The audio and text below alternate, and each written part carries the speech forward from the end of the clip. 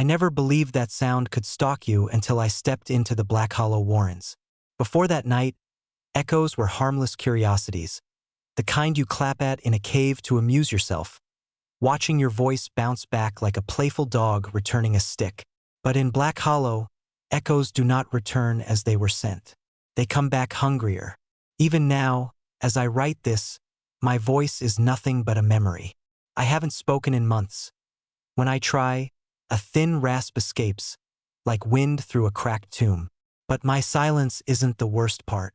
The worst part is that sometimes, in the dead of night, I hear my old voice whispering beside my bed, words I never said. I'm getting ahead of myself. You need to know how it began. You need to understand why I cannot go back there, and why I still feel the Warrens tugging at the edges of my hearing like claws hooked into memory. I was a field audio engineer then, one of those wanderers who obsess over capturing pure sound in natural environments. People who aren't in my profession think sound is straightforward, air vibrating, waves, science, all of that. But when you work with sound, when you listen to the world through microphones day after day, you start to feel it differently. You learn that sound carries mood, history, intent. Some forests breathe, some valleys moan, and some places listen back. Blackhollow wasn't on any map, at least not one available to the public. I learned its name from an old prospector named Damaris, a man with a face carved by storms and a voice sanded down to a husky whisper. We met by chance, if chance even exists, at a roadside diner on my way to a different assignment. I was recording wind patterns in canyons back then, simple work, nothing supernatural. Damaris sat at the counter stirring black coffee that he never drank. His hands trembled, and the waitress kept glancing at him as if he frightened her. I wouldn't have spoken to him at all if he hadn't looked directly at my field recorder on the booth table and said, "If you're chasin' sounds, son, the cave you want is east of Ridgepine. Locals call it Blackhollow." I laughed at the name, assuming he meant it as a joke or local folklore. But then he leaned closer, and I smelled damp stone on his clothes, like he'd crawled out of a crypt. "Don't go," he whispered, eyelids fluttering. "If you go, you'll hear yourself die." I should have left it alone. Anyone sane would have. But curiosity is a kind of hunger, and in my line of work, it's also a sickness. People like me chase strange noises the way others chase storms. And something about the way he spoke, shaking with fear but unable to look away, burrowed into me. The waitress gripped my shoulder when I left the diner. "Don't listen to him," she said. "He came back wrong. He won't talk about what happened. But whatever he heard down there, it took something from him. I should have listened, but I didn't." The farther east I drove, the more the world seemed to grow quiet. Birds hushed. The wind lost interest. Even the engine sounded subdued, as if muffled by unseen hands. By the time I reached Ridgepine, I felt as though I were driving underwater. Locals stared when I asked about Blackhollow. Some shrugged, pretending ignorance. Others muttered prayers. One old woman spat on the ground and said, "If you hear the Warrens calling, best stuff your ears and run." She refused to say more. It was a teenager, lanky and bored-looking, who finally gave me directions, pointing into the dense forest behind the abandoned quarry. "You'll know you're getting close," he said, "when the woods get too quiet. Not normal quiet, wrong quiet, like someone muted the world." He was right. By the time I reached the entrance, little more than a jagged mouth of shale between trees, I felt pressure against my eardrums. Not pain. Not yet. More like anticipation. The cave breathed warm air that smelled faintly metallic, like heated iron. I tested the recorder. The levels were normal. The microphone picked up cicadas, my footsteps, the rustle of leaves. Everything was ordinary until I stepped inside. Just a few meters in, the soundscape changed. It wasn't silent exactly. It was emptied. No echo returned when I spoke. My hello was swallowed whole, disappearing into the darkness without even a whisper of reflection. Sound should bounce. That's physics. But the air felt thick, absorbent, hungry. I kept moving deeper, my flashlight cutting narrow beams along the uneven stone. The ground sloped downward in a gentle, steady decline. My recorder's indicator lights flickered faintly, though the batteries were fully charged. Then I heard it. A faint tap behind me. Not my footsteps. Not a drip of water. A tap, perfectly mimicking the sound my boot had made a few seconds earlier. I spun around. Nothing but darkness. Another tap sounded. This one to my right. Then another directly in front of me. I should have left. I know that now. But instead I rationalized echoes delayed. Somehow by odd acoustics, maybe trapped pockets of air. Something scientific. Something that made sense. But I noticed then, every tap was slightly louder than the original. The cave wasn't repeating the sounds. It was feeding on them. I pressed onward, breath shallow. The air warmed further, uncomfortably so, like being inside a creature's throat. My own breaths began to echo at last, but faintly, weak, distorted, like someone imitating me poorly from far away. Then the tunnel widened unexpectedly into a massive chamber. My flashlight beam barely reached the walls. Stalactites and stalagmites glimmered with damp mineral sheen. But what struck me hardest was the sound. Or rather, the voices. Not clear words. Not yet. But murmurs, human murmurs, circling the cavern like wind trapped in a jar. I froze. The murmurs died instantly, as if startled. The recorder clicked twice, though I hadn't touched it. Then something whispered from behind my left ear, using my mother's voice, "Don't make a sound." I spun and fell backward, dropping the flashlight. The beam rolled across stone, throwing wild shadows. My breath came short and sharp, and each inhalation echoed from deep within the cavern not as breath, but as laughter. My own laughter. I scrambled to my feet, grabbing the flashlight. The laughter swelled, bouncing from wall to wall, growing louder, warped, deranged. My chest tightened as panic clawed through me. I clamped my hand over my mouth. Silence slammed into the space like a physical force. Instant. Terrifying. The cavern seemed to listen. And then, incredibly, impossibly, I heard my own voice say right beside me, "Why are you hiding?" But my lips hadn't moved. That was the moment I understood something fundamental and horrifying. The Warrens didn't just mimic sounds. They kept them. And they used them. The echoes slithered along the walls, shifting, reforming, as if trying to decide which version of my voice to become next. I backed away slowly, not daring to breathe too loudly. I felt the recorder hot against my chest, the device whirring, struggling, as if the cave were pulling at it electrically. Then I heard a sound that made my blood run cold. Footsteps. Human footsteps deeper in the cavern. Someone else was down there. I didn't call out. Every instinct screamed not to. Instead, I moved toward the noise, careful, quiet, shining my light low against the ground. The footsteps stopped. A whisper followed, barely audible. "Help?" The voice was thin, ragged, like a vocal cord torn by use. I crept forward. The beam finally caught him.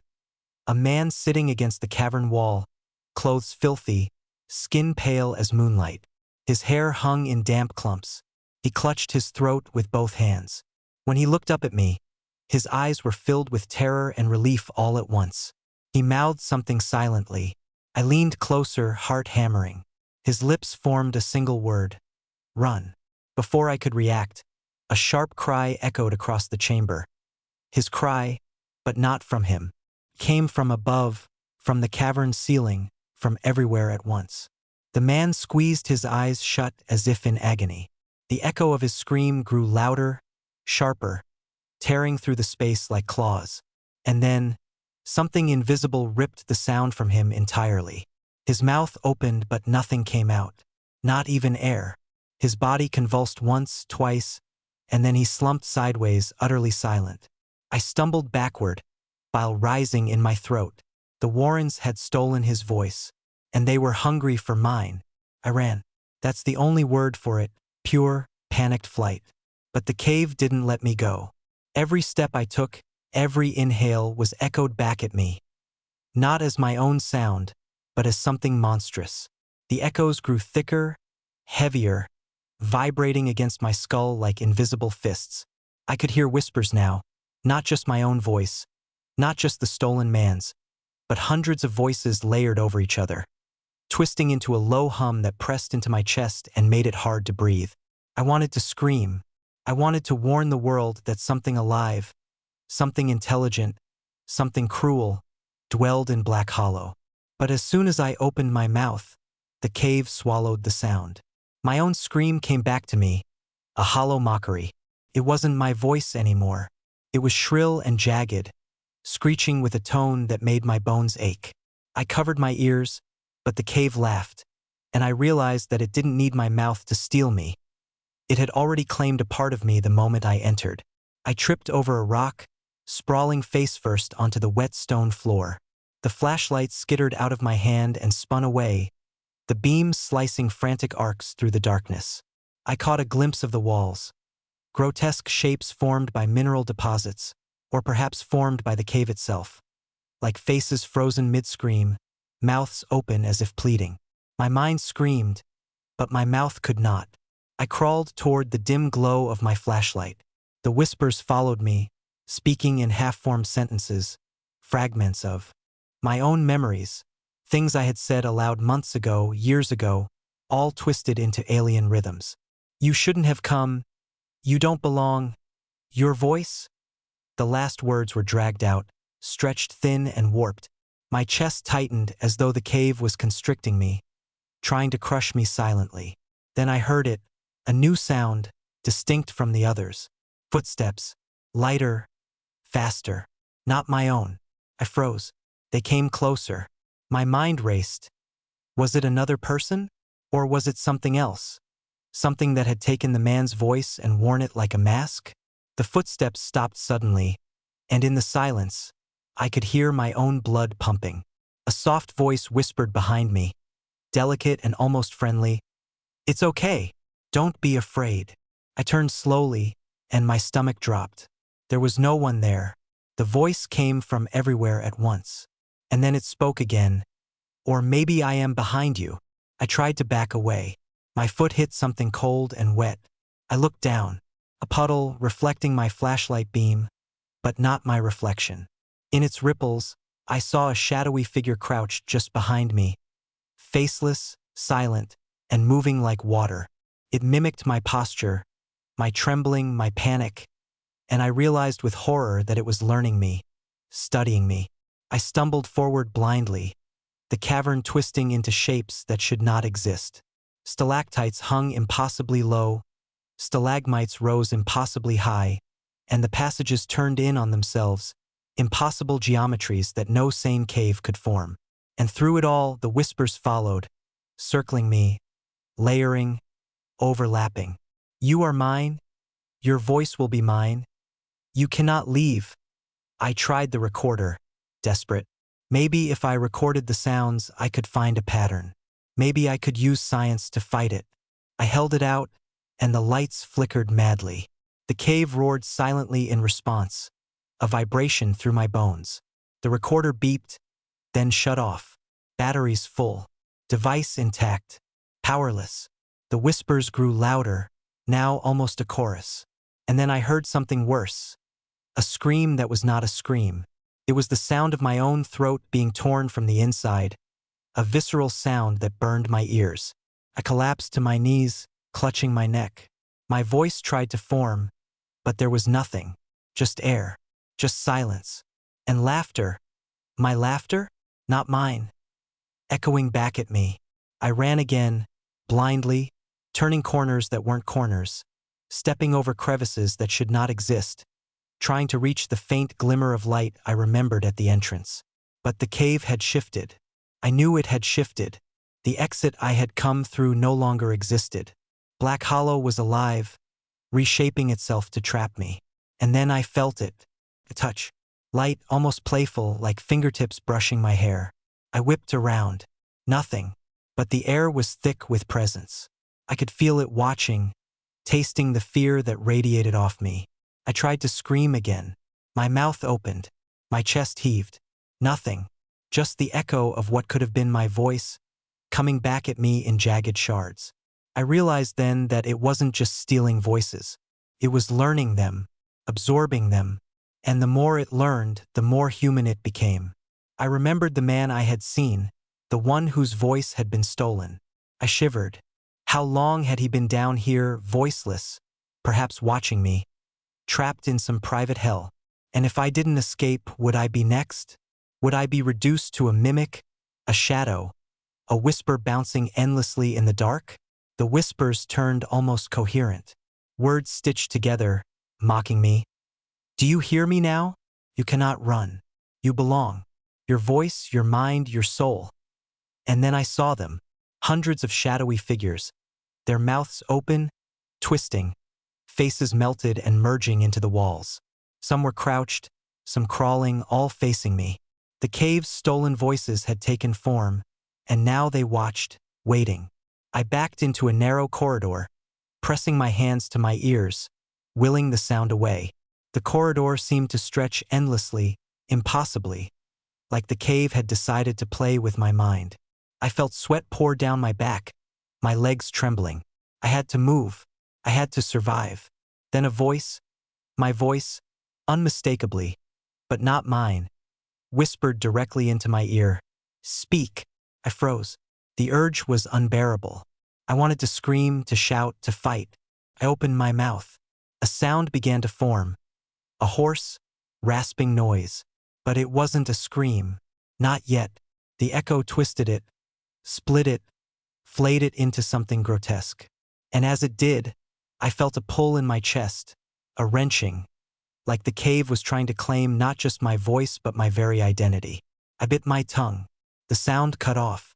Silence fell. But the cave did not relent. Pressed in closer, listening, waiting. I felt eyes on me in the dark, shadows slipping along the walls. And then, a shape moved in front of me. A faceless figure, darker than the darkness itself, coalescing out of the empty space. It raised an arm. I couldn't see hands, but I felt its intent. I had seconds. I bolted. The corridor twisted. I stumbled into a chamber filled with water, shallow but unervingly cold. The surface reflected not the ceiling but the cavern itself, impossible angles, impossible shapes. And then I realized something. My own reflection was gone. In its place, hundreds of mouths opened in silence, staring at me. I ran across the water, feet splashing, hearing echoes of footsteps that weren't mine chasing me.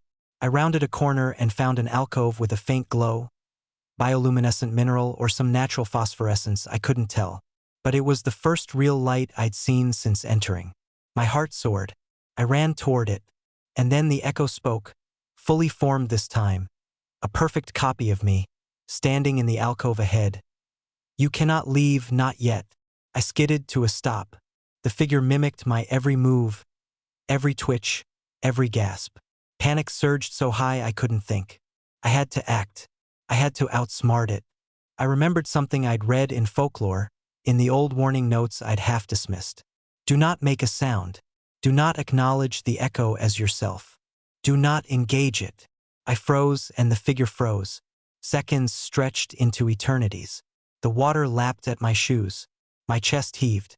And then, slowly, I backed away, keeping my eyes on the figure but not interacting. Step by step, I moved. It followed. Step by step. I needed another strategy. I needed something to distract it, to trick it, to survive. I reached into my pack and grabbed the recorder again, holding it tight. And then a thought struck me. If it learned voices, perhaps it would be distracted by unfamiliar sound. Perhaps a sound it didn't know. I pressed the record button and clapped my hands, loud and sharp. The echo screamed, literally screamed, and recoiled, dissolving into shadows for a split second. The cavern seemed to convulse. I ran, faster than I ever had in my life, using every instinct, every ounce of desperation. Somehow I found another tunnel, narrower, darker, but leading upward. And as I climbed, chest burning, lungs screaming, I realized the cave had not stopped me entirely. It allowed me a path, but not freedom. I emerged into the night hours later, covered in mud, soaked, shaking. The forest was silent, too silent. The wind had stopped. The world felt empty. I ran to my car, threw the recorder inside, and drove without thought, without map, without hope. I never went back, and I never will. But sometimes, at night, I hear it. My own voice, faintly, calling me from the darkness. Echoes that remember. Echoes that hunger. Blackhollow Warrens does not forget. And it does not forgive. It's been months since I left Blackhollow, but I still feel it every day. At first, I thought it was just trauma, a product of my imagination, something my mind conjured to explain the terror I'd experienced. But I know better now. The echoes have followed me. They've latched onto me like parasites, feeding off my fear, feeding off my every hesitation.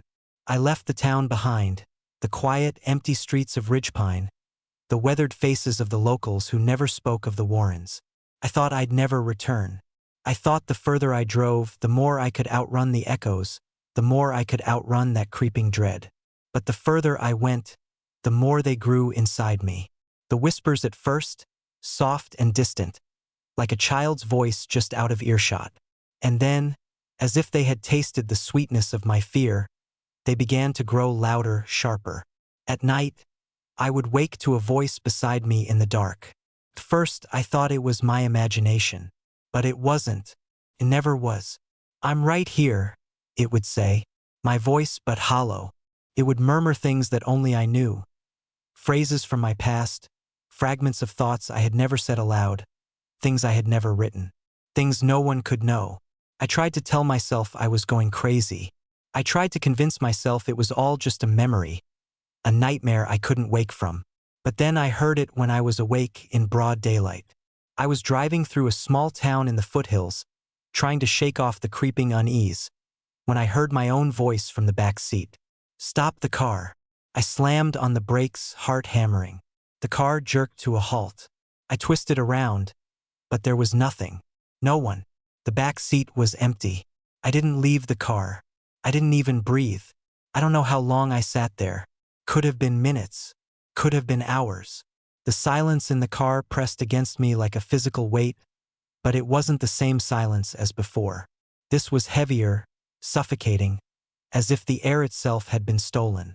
And then, faintly, from the radio, a voice crackled. Again, mine, but distorted. "Turn back," it said. I couldn't stop myself from reaching for the radio dial. My fingers trembled as I turned it off, but the words, my words, still hung in the air. I drove the rest of the way to a hotel in a daze. I don't know why I didn't call the police. Maybe because I was afraid they would think I was insane. Maybe because deep down, I knew they wouldn't believe me. After all, what could I tell them? That a cave had stolen my voice? That the Warrens didn't just echo sounds but absorbed them, kept them, and twisted them into something unrecognizable? No one would believe me. But that night, I locked the door, closed the blinds, and tried to sleep, tried to forget. But every time I closed my eyes, I could hear it again. My voice, echoing softly, lingering in the corners of my mind like a whisper from the dark. "You can't escape. We're waiting." Couldn't sleep. Couldn't eat. The voice was always there, always near. It was like a shadow, following me from room to room. I could hear it in the walls, in the air, in the water running from the taps. I could feel it on my skin, brushing past me when I wasn't paying attention. And every time I tried to ignore it, every time I told myself it was nothing more than a hallucination, it would grow louder, more insistent, more real. It didn't take long for my mind to start unraveling. The echoes had made sure of that. At first, it was subtle, a slip of memory, a shadow at the edge of my vision. But then it grew worse. I would find myself speaking words I hadn't meant to say, words I didn't remember thinking. My reflection in the mirror started to shift, subtly at first, as if my face was slightly askew, warped in the way a reflection sometimes bends in the water. And then I heard it again. "I am you." I froze in front of the mirror. The words had come from me, but they weren't mine. I felt my heart slam against my ribcage as I looked into my own eyes. They weren't mine anymore. It was as if the cave had planted something inside me, a seed that grew with every word, every sound. a parasitic presence that spoke with my voice but was not me. I felt it, lurking in the back of my throat, waiting for the next moment of weakness, the next crack in my sanity. I tried to fight it. I tried to shout, to scream, but the echoes only responded in kind, louder, more distorted. "You're mine now," they whispered. "We've taken you. There's no way out." I couldn't take it anymore. I checked out of the hotel the next morning, my mind spinning with every step I took. I didn't even know where I was going. I didn't care. I just needed to get away. But the echoes followed. I would hear them in my thoughts, feel them in the air. No matter where I went, they were always just behind me, waiting for the moment I would let down my guard. I could no longer tell where the echoes ended and I began.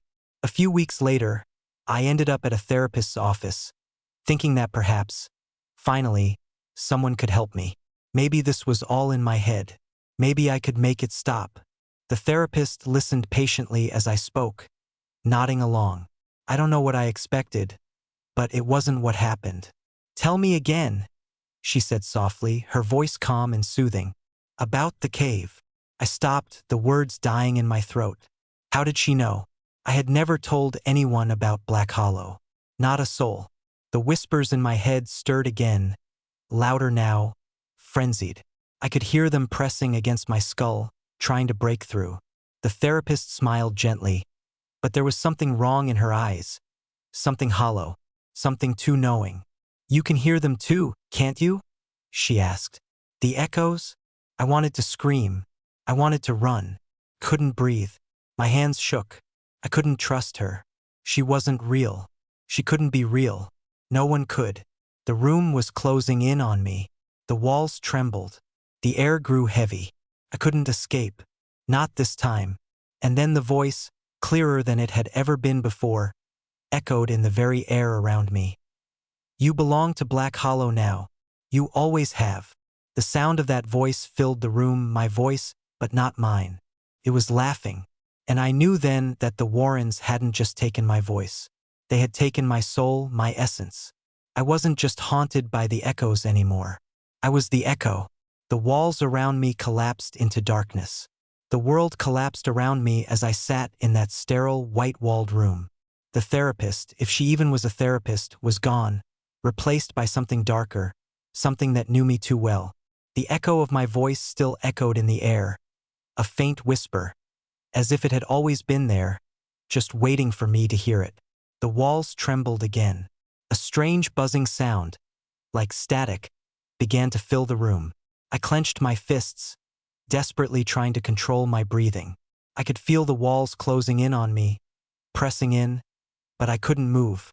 It was like being trapped in the cave again. The same thick, oppressive air pressing against my chest. I couldn't escape, couldn't breathe. And then I heard it. "You can't outrun it." The voice wasn't my own. Not completely. It was different this time. Hollow, like something else had taken over. I opened my mouth, trying to speak, but nothing came out. I was silent, completely silent. My body was heavy, paralyzed by the weight of the echoes. I felt them crawl under my skin, feel them slide through my veins. They were in my blood now, coursing through me, becoming me. The same voices that had whispered in the cave, the same ones that followed me wherever I went, now had full dominion over my mind. I could feel their hunger, their longing for me, pulling me deeper into the darkness. I looked down at my hands. They were shaking, trembling uncontrollably. And then I saw it. The first sign. My fingers were slowly beginning to disappear, fading into the air like smoke. I reached out to touch the desk in front of me, but my hand passed through it. There was nothing solid anymore, no boundary between me and the world. I was slipping away. I tried to scream, to claw my way out, but all I could hear was laughter. My own, but twisted, distorted, echoing in every direction. Then, a cold wind swept through the room. It felt like the breath of something ancient and forgotten, something that had been lurking beneath the surface of reality, waiting for me to break. And as the air turned cold, the darkness crept in, stretching its fingers toward me. I was falling, but I wasn't falling into the floor. I was falling into something much worse. I was falling back into the cave. The room dissolved, shattering into pieces like glass, and I found myself back in Blackhollow. The cave, the echoes, the hunger. Couldn't breathe. I couldn't move. I couldn't speak. I was nothing but an echo, a reflection of myself trapped in the labyrinth of the Warrens.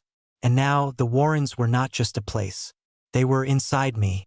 I stumbled forward, the ground beneath me unstable, the walls curving and shifting like a living thing.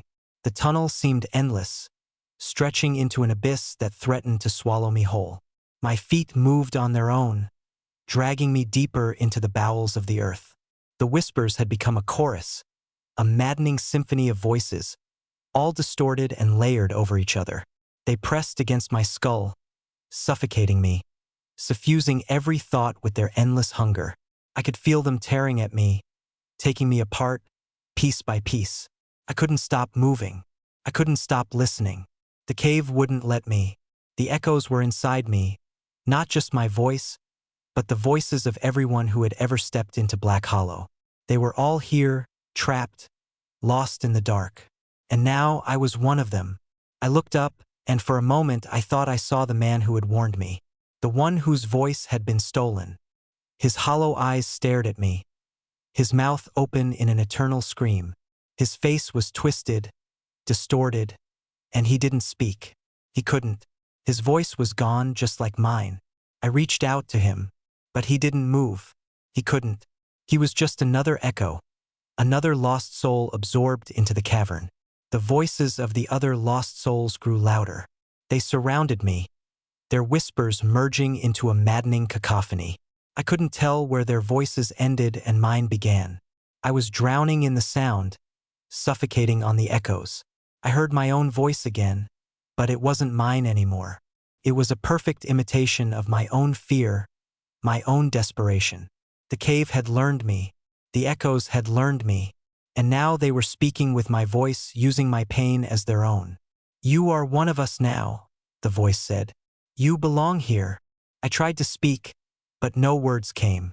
My mouth moved, but the voice that escaped wasn't mine. It was twisted, broken, like a puppet's voice, warped and split. "You can't leave," it said again, louder this time, filled with the hunger of 1,000 lost souls. "There is no way out. You are ours, forever." The walls seemed to pulse with the rhythm of the voices, breathing, alive. I could feel them moving around me, circling me like predators. The echoes didn't just mimic sound. They consumed it. They consumed everything. They consumed me. I collapsed to my knees, my hands clutching my head. The voices pressed in, suffocating, tearing through my thoughts. I was no longer a person. I was a sound, a fractured, broken echo trapped in the cave's endless labyrinth. And then, as I sank further into the abyss, I felt it. The final, terrible shift. The moment when I knew I was lost. I heard my own voice, but it was different. This time, it wasn't just a reflection of me. It was something more, something darker, something that had taken everything I had left and twisted it into something new. "I am you," it whispered. "I am all of you." I looked into the shadows and I saw myself, but it wasn't me. It was something else. Something that had been made from all the pieces of me the cave had taken. It smiled at me, and I knew, with chilling certainty, that I was no longer the one who held the power. The echoes had taken control. I was no longer an individual. I was one of them. I was lost forever in Blackhollow's depths, my voice stripped away, my identity consumed by the cave's endless hunger. And somewhere, deep in the heart of the Warrens, I could hear it. My voice, speaking in the dark. "You will never leave. There's no escape from Blackhollow. At least not for me." The moment the echoes absorbed me, I became part of the Warrens, part of its endless labyrinth of shifting tunnels and stolen voices. I'm no longer human, not in the way I once was. I'm a fragment, a wisp, a sound just like the others. I can feel them around me, their presence woven into the very air. Thousands of lost souls, their voices twisted and stretched like mine, all wandering the cavernous void, searching for something they'll never find. I should have known. I should have realized that once I stepped into that cave, I was already lost. Blackhollow is not just a place. It's a hunger. Consumes, it grows, it twists time and space until you can't even remember what it felt like to be whole. The cave doesn't just steal your voice. It steals everything. I don't know how long I've been down here. Time has become irrelevant. I don't remember what day it is, or even how many times I've wandered these halls. The tunnels shift, rearrange themselves like a labyrinth with no center. Every step I take, I feel it. The presence of the echoes, always watching, always waiting. There are no longer any quiet moments. The whispers are everywhere. And then, there are the other voices. The ones that were taken before me. The ones who have been here longer, consumed by the Warrens, absorbed into the stone. They speak in my head, a constant buzz, a murmur beneath everything. But it's not just noise. They've become part of me now. I can hear the voice of the prospector, Damaris. His low, ragged whisper. Don't listen. Don't listen to the echo. It drips with regret. I can hear the man who had warned me, the one whose throat was torn apart. His voice is soft, like a prayer, but broken. They take everything. You'll never speak again. And somewhere in the distance, there's a voice I almost recognize. It's the voice of someone I once loved, someone I once trusted. The echoes have taken their voice too, twisted it beyond recognition. We are one now, it says. We are the cave. You belong here. And somewhere within that chaos, within those fragments of other lives, there is my voice. The one I heard so many times, the one that sounds so wrong now. It's barely a whisper. Comes from everywhere and nowhere, and it speaks things I never thought I would say. I am the cave. The thought terrifies me, because I know it's true. I am the cave. I have become part of its hunger. The echoes have found their home in me. When I try to speak, I can't hear my own voice. Instead, I hear the voices of everyone who has ever stepped foot into Blackhollow, all of them layered together in one suffocating chorus. I've become their reflection, their shadow, just another fragment of the cave's endless dark. At times, I almost forget what it was like before I was swallowed up, before I lost my voice. But then, it comes back to me, fleeting, like a dream just out of reach. I remember the wind outside, the sun on my skin, the sound of my own voice in the world. I remember the feeling of being me, separate, whole. And then it's gone again, snuffed out by the consuming silence of the Warrens. The worst part is, I know that I'm not the only one who's lost. There are others here too, others who thought they could survive. Some of them still have their bodies, still have their forms, but their voices are gone. They wander the tunnels like shadows, faceless, unable to speak, their mouths forever sealed. I've seen them. Some of them are trying to scream, but no sound escapes. Others simply sit, hunched, staring into nothing, their eyes wide with the silent madness that comes from knowing that you'll never speak again. It's the same for all of us. Once you're here, the cave doesn't let you leave. You're bound to it, to the echoes. There are moments when I feel like I'm slipping away entirely, losing myself to the endless pull of the Warrens. Sometimes I catch glimpses of myself in the dark, or maybe it's the shape of someone else, someone who looks like me but isn't. The longer I stay, the more I become indistinguishable from the other voices, other souls. It's a terrifying thought, that I will lose myself completely, that I will become nothing more than a sound, a whisper, just like all the others. I know now why Damaris warned me, why the locals fear Blackhollow. The cave doesn't just take your voice, it takes you, and I'm starting to realize that I can't even remember what it felt like to be whole anymore. My sense of self has slipped away, replaced by the constant hum of 1,000 voices speaking at once.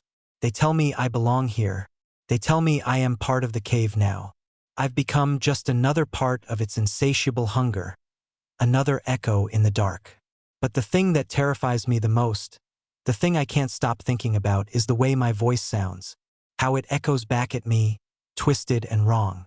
It's not just my voice anymore. It's a voice that speaks things I didn't say, things I don't remember thinking.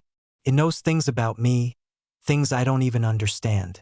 I know it's not me speaking, but it sounds like me, and that terrifies me because I can feel it pushing its way to the surface, trying to take control. I am you, it whispers. You are me. And in those moments, when the cave is quiet, when the echoes are momentarily silent, I wonder, how much of me is still left? Or have I become the echo? Have I become one of them? I hear footsteps behind me, slow, dragging. I don't need to turn around to know what it is. I've seen them before. The lost ones. The ones who are no longer themselves. They walk the halls, their eyes vacant, their bodies hollow, their mouths open but silent. They wander, searching for something they'll never find. They don't look at me. They don't see me. They're lost like I am. Lost in the dark. Lost in the silence.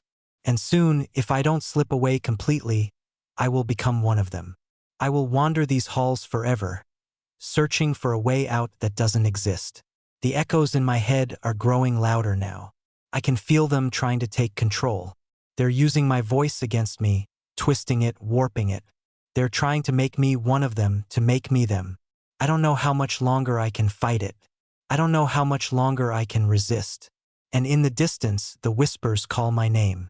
You can't leave, not now. You are ours. I take one last step forward, knowing it's useless. The echoes are already inside me. And as I walk, I hear it again. The voice that isn't mine. I am you. And now I am not sure if it's me or the cave speaking. But I'm too far gone to care anymore. I know I'm lost. The echoes will take me, just like they've taken all the others. Just like they've taken everything. I am not sure when the last of me faded away. It wasn't a single moment. It was gradual, like the slow, inevitable erosion of a mountain over centuries. Only for me, it took days, weeks, maybe longer. The exact moment I became nothing is lost, buried in the deep corners of my memory. But I can feel it now. The heavy, suffocating weight of absence. I still hear the echoes, but I don't hear them the way I used to. Before, they were outside of me, whispers, fragments, things I could distance myself from. Now they're inside. Inside my chest. Inside my mind. I can feel them in the rhythm of my heartbeat, in the pulse of my blood. They are part of me now. Every breath I take, every step I make, every thought I have is nothing but an echo. I can't remember the last time I saw my reflection. I think I've stopped looking. What would I see? A hollow shell? A mask? The body is there, but I don't know who it belongs to anymore. Sometimes I touch my face just to make sure I still feel like me. But it's a lie. The more I touch, the less real it feels. The cave has become my skin. The Warrens are my blood. I've wandered these tunnels so long that I no longer remember how I got here.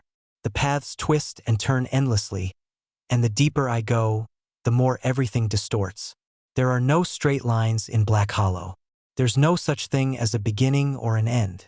It's all just an endless loop, a circle of echoes that repeats itself over and over. I've stopped looking for a way out. There is no way out. The cave has already decided my fate, and I have long stopped fighting it, because I am no longer capable of fighting. I hear the voices of the others now, constantly. Their souls, their memories, their pain. It all echoes inside me, a chorus of regret and despair. There are some whose voices are still distinct, still familiar. I hear the prospector, Damaris, his breath ragged. I hear the man whose throat was torn apart. His voice is different now, broken, lost, but I can hear the fear in it. I can hear it in all of them. The horror of realizing that they've become nothing. And then there are the new voices, the ones who have joined us recently, the ones whose echoes I've absorbed in my own madness. They're just as lost as I am, just as fractured. Their voices mix together, melding into one indistinguishable sound, a buzzing hum that surrounds me from all directions. I don't know how much time has passed, but I know this much: I am not alone. Even if I can't see them, even if they're just shadows, I can feel their presence. The echoes grow thick around me, like the damp air that clings to the walls. Every turn I take, every breath I draw, they're there, watching, waiting. I want to scream, but when I open my mouth, All I hear is the echo of my own desperation. The cave has swallowed my voice so completely that I no longer have any control over it. The echoes speak through me. They are me. Stop, they whisper. Stop fighting. You're one of us now. You always have been. I don't know if I'm speaking the truth anymore, or if it's just the cave that's speaking through me. Maybe there's nothing left of me, not even my thoughts. Maybe I've been absorbed so completely into the echoes that I can't remember what it felt like to be human. I think about the people I once knew, the life I once had, but it all feels so distant now. A dream I can't recall. A memory that has been consumed by the cave. I remember faces, but they're blurry now. I remember laughter, but it's distant, like a sound I once heard but can no longer place. I try to scream again, but it's useless. I've learned that there is no escaping Blackhollow. It will consume everything. It will take your voice, your identity, your very soul, and leave nothing behind but silence, except for the echoes. And the thing is, I know now what they want. It isn't just my voice they want. It isn't just my fear. The cave feeds on something deeper, something older. It feeds on you. It feeds on your essence, your memories, your soul. It's not just the voice it's after. It's everything that makes you you. I can feel it, like a parasite burrowing deeper into my mind. It's eating away at me piece by piece. The cave doesn't just take your voice, it takes everything that is you and turns it into sound. Into nothingness. But it doesn't matter anymore. I don't care. I've accepted it now. I've surrendered. I don't fight it. I can't. And deep down, I know that I never really could. I have become the cave. The echoes. The whispers. They have taken me. And I am one of them now. A voice. Adrift in the dark. A memory lost forever. I hear a laugh. A hollow, echoing sound. It's mine. Or maybe it isn't. I can't tell anymore. But I don't mind. I don't need to. Because in the end, I understand it now. The cave doesn't just steal your voice. It steals you. Every trace of you. It takes your memories, your fears, your desires, and turns them into whispers in the dark. Turns you into nothing. And yet, it leaves behind something. A voice. A sound. A soul that will wander in the dark forever. I hear the voices of those who came before me. I hear their pain, their regret, their fear. But I also hear something else. Something that has changed in me. I hear them calling me now. You're here. And in that moment, I realize I am no longer an echo. I am not just a reflection of the cave's hunger. I have become it.